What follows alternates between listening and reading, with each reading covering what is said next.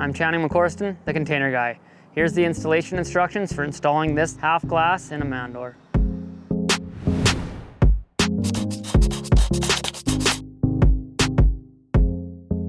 So there's different glass options for the doors. We typically offer a sight glass, which is just the smaller glass portion that allows you to see in and out. And then there's the half glass, which is pretty much half the door.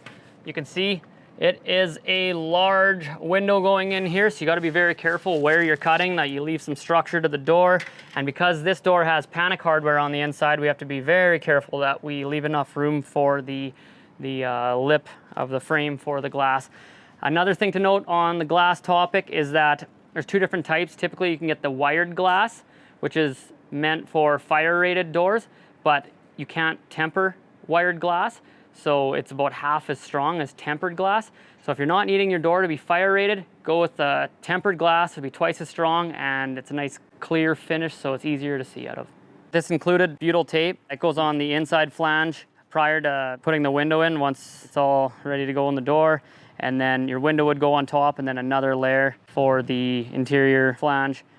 Be very careful. Don't put this on until you're ready, because once this stuff touches the window, you can hardly get that window out. It tacks, you know, it's super sticky. So have everything fitted, working perfectly, and then install your butyl tape.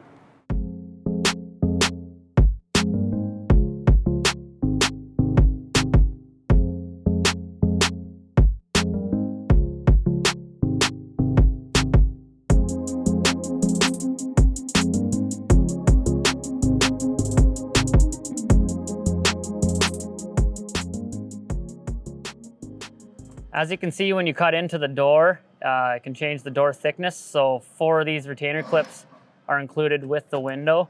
And then these here keep the door at the right thickness so that that window kit, when it installs, everything sits together nice and flush.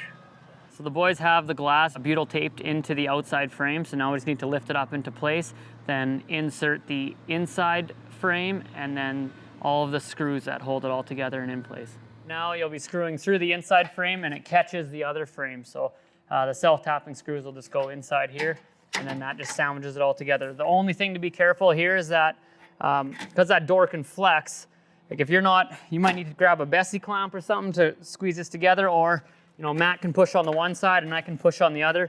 Now you see how that comes nice and tight, and then get all your self-tappers in all the way around.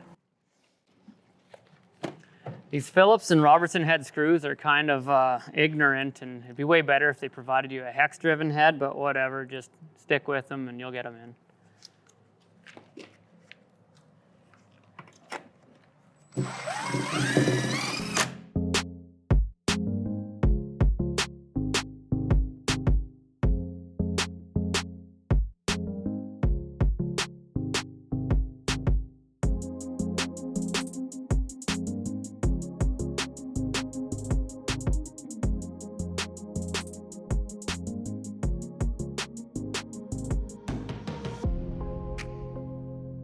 And that right there is how you do it. Just want to say this video is more intended for our dealer network and new employees, but if you found it helpful, please give this video a like, subscribe to our channel, and ring that bell for notifications, and check us out at tcg.ca. Hope you learned something.